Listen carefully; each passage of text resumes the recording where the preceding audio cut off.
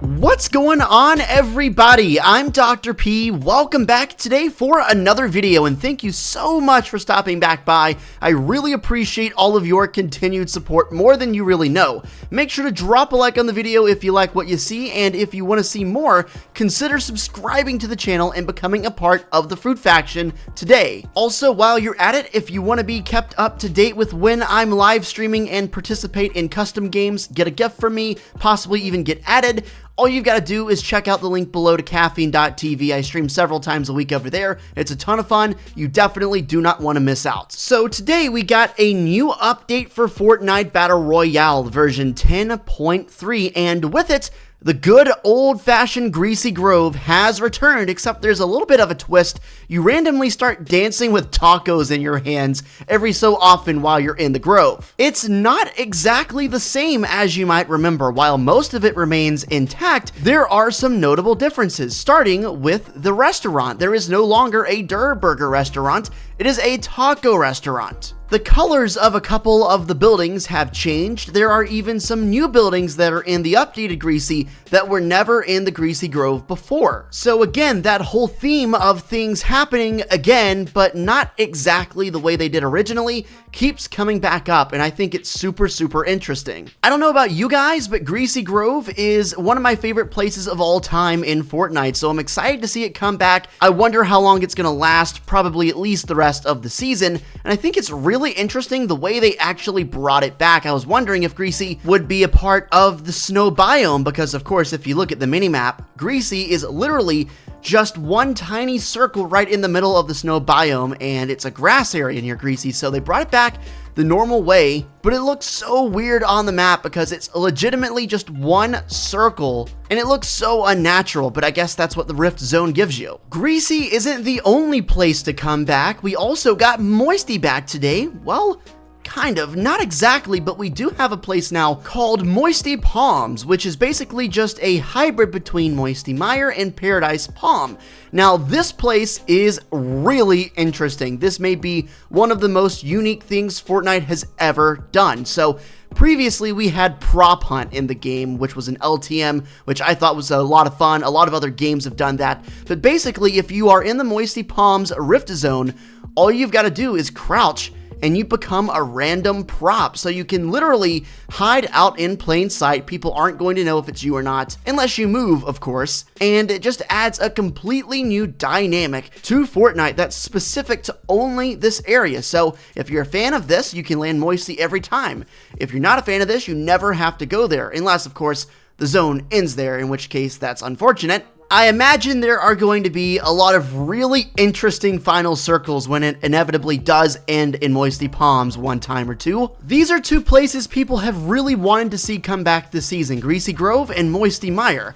We got Greasy Grove back, not exactly the same as it was before, but pretty close, and we got a variation on Moisty Mire. We got Moisty Palms, which I think is pretty cool, to be honest with you. A lot of the reason people wanted Moisty back was because it had great farming. There were lots of materials available to get, of course, because of all the trees, and you still have that. You can still go to the tree area, and you can even hide in plain sight now with the prop feature, which I think is amazing. It's going to be really interesting to play in this area, that's for sure. In the comment section down below, let me know your hype level for Greasy returning and for Moisty Palms. Personally, I gotta say, for Greasy, I am a 10 out of 10. For Moisty, I'll say I'm a 7. Along with the update this morning, there was a crazy glitch going around that involved the Star Wand and AC/DC pickaxes. Essentially, for some reason, with the update, the pickaxe damages for those two specific axes was 56 damage each, which means you could kill someone with 100 health in only 2 pickaxe swings, and with 4 pickaxe swings if they were at max 200 health, including shield. Obviously, this was not intended, and I saw some pretty crazy clips on Twitter of people just going wild with these pickaxes, killing people so fast, and obviously they disabled these pickaxes very quickly after the glitch was discovered, but I thought it was really funny and just something that was so bizarre, I wanted to share it with you guys because it wasn't out for long. But if you did experience it, let me know in the comments. Either you killed someone with it or got killed and thought, what is going on here? I would love to hear your thoughts on that. It is a little bit unfortunate for owners of those pickaxes who like to use them on a regular basis because they are out of the game, and they will be out of the game for at least a couple days until the next update. So a little unfortunate on that end, but overall worth it until they can solve this glitch. As you guys know, Kevin the Cube and his floating island are in the game, and he is moving around the map very much the same way that he did back in Season 6. And here's something from Pineapplez over on Twitter. There is leaked footage apparently of the cube cracking. We all know what happened last time this was in the game. The cube cracked, went over Loot Lake, and then exploded. And that explosion is what sent us to the in-between the very first time we ever went there. I wonder if the cube island is going to end up back at Loot Lake. If there's one thing that we know is happening this season with a whole bunch of things, and I even touched on it earlier in this video, it's that things are happening again. Things that have previously happened in the Fortnite history are happening again, but not exactly the same way as they did. So I'm wondering, what change is there going to be here with Kevin the Cube exploding this time? Are we not going to go to the in-between? Are we going to go there again?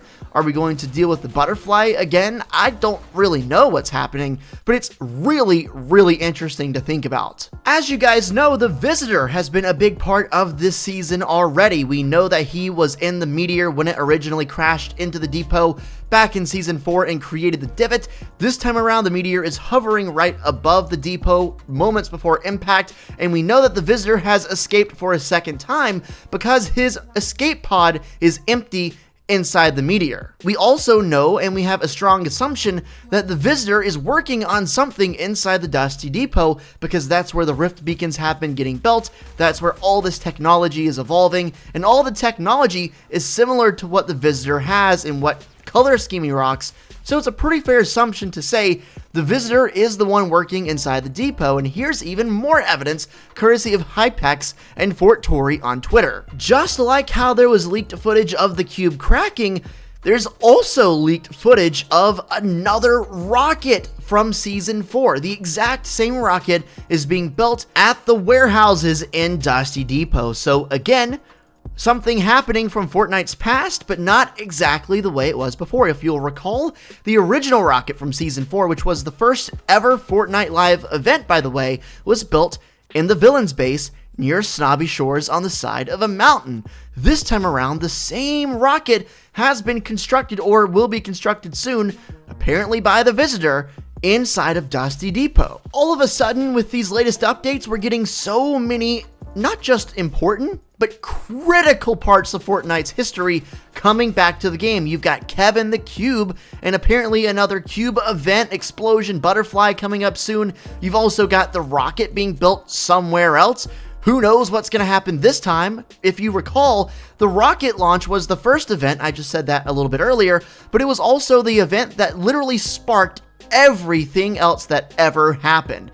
The rocket created the rift in the sky, which originally created Kevin the Cube, and the list goes on from there. So it's a little weird to see the rocket exist in the same universe and timeline as Kevin the Cube when the rocket was needed to create Kevin, but they're both existing simultaneously. It's a little strange to think about, and honestly, this season has been one of the toughest, if not the single most tough season to decipher in terms of what's going on, because you're dealing with timelines from every direction, every angle, and almost every season from Fortnite's past. So it is indeed a little tough to put together. Two of the biggest events ever for Fortnite are going to reoccur, at least in some capacity, here in Season X: the rocket launch and Kevin the Cube's explosion. And that makes me wonder if we would ever get to live out the robot/Cattus fight from last season again this season. I think it would make perfect sense, and maybe this time the Cattus could be victorious, because let's not kid ourselves.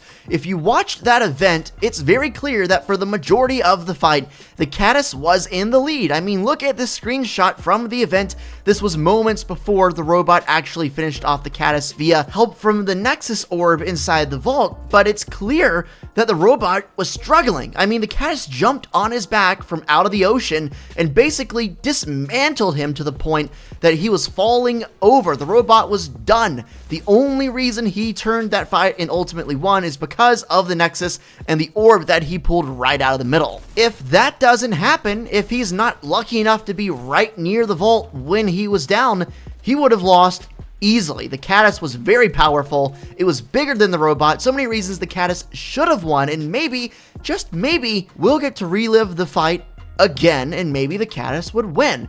Imagine how much that would actually change. I'm really excited about the future of Season X. Make sure to subscribe to the channel if you like what you see and you want to see more Fortnite videos just like this. If you enjoyed what you saw, make sure to drop a like down below. Let's get 1,000 likes. That would be amazing. Also, be sure to check me out on caffeine.tv to be a part of my interactive live streams, get added to my friends list, possibly get a gift. So many reasons to come on over there. We have a great time, and I promise you will not regret it. We're actually inching closer to 10,000 followers on the site, so go by, drop me a follow, and help me get there. Thanks for watching. I'll catch you in my next upload, and until then, my friends, take it easy, peace out, and happy Season X.